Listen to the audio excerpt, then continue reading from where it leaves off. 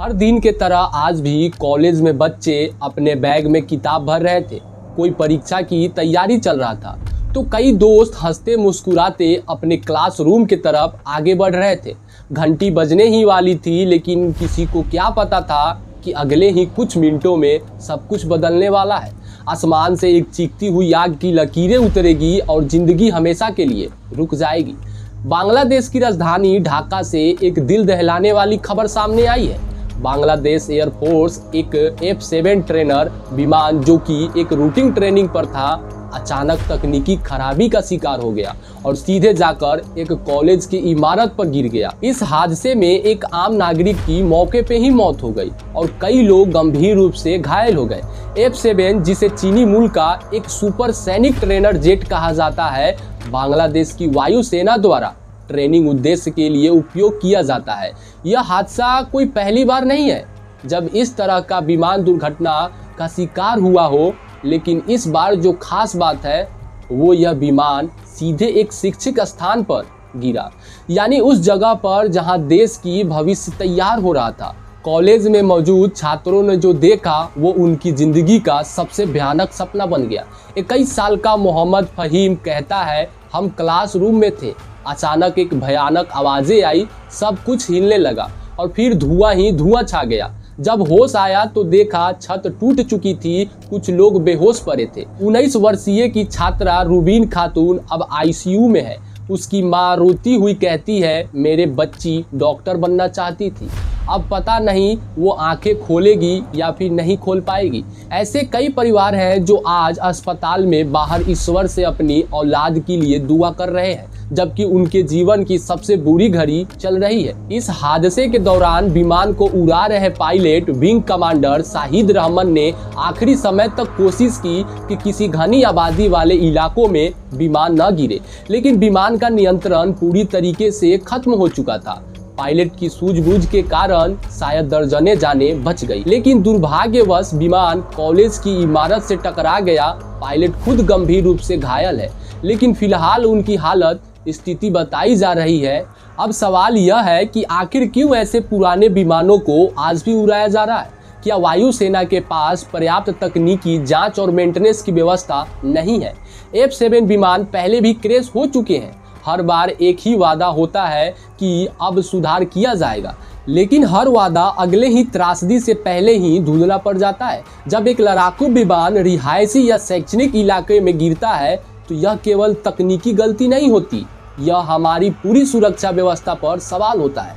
और इस हादसे में यह उजागर कर दिया कि किस हद तक आम नागरिकों की सुरक्षा आज भी अनदेखी की जा रही है। ढाका जैसे घनी आबादी वाले शहरों में इस तरह की उड़ान की इजाजत देने की क्या सही है, लेकिन हर वादा अगले ही त्रासदी से पहले ही धुंधला पड़ जाता है। जब एक लड़ाकू विमान रिहायशी या शैक्षणिक इलाकों में गिरता है तो यह केवल तकनीकी गलती नहीं होती, यह हमारी पूरी सुरक्षा व्यवस्था पर सवाल होता है।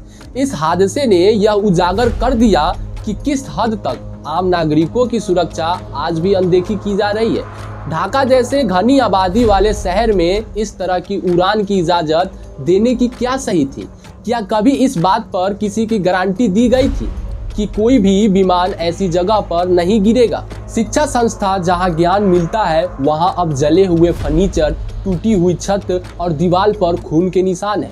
किसी माँ का इकलौता बेटा अब इस दुनिया में नहीं रहा, किसी बहन का भाई अभी वेंटिलेटर पे है और किसी पिता की आंखें उस क्लासरूम के मलबे पर टिकी है जहां उसका बेटा बैठा करता था।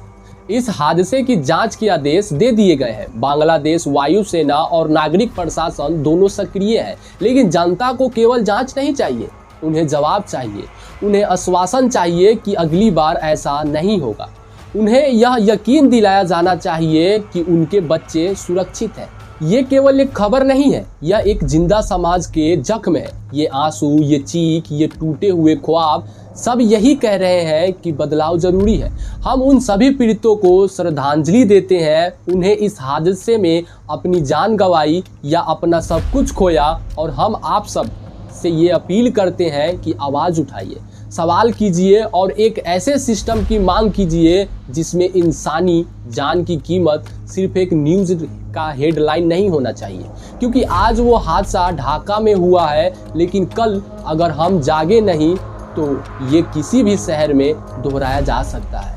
आप अगर अभी नहीं जागे तो हो सकता है कि बहुत ही लेट हो जाए, और लेट जब हो जाएगी तो सरकार भी आपकी उस मांग को उसी तरह की छोड़ देगी जैसे सरकार पिछले सालों से ये सब करते आई हुई है। अभी समय है, आप एक मांग कीजिए, ये अपील कीजिए कि शायद अब ये जो दुर्घटना है आप इसको होने ना दें।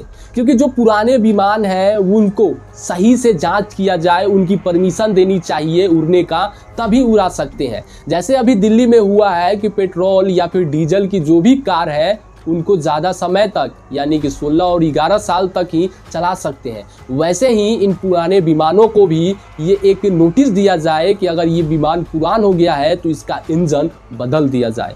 क्योंकि आज यहाँ पे हुआ ढाका में, कल अहमदाबाद में हुआ था, ऐसे कितने जगह पे होगा। बेचारे और मासूम पब्लिक सिर्फ वो मर रहे हैं, सरकार उनकी बातें को और आवाज़ों को नहीं सुनते। बस सरकार एक मुआवजा के नाम पे अपनी दुख दर्द को बांटता है। क्या उस मुआवजे से उस इंसान के जीवित कर सकते हैं जो इंसान उस दुनिया में छोड़कर चला गया।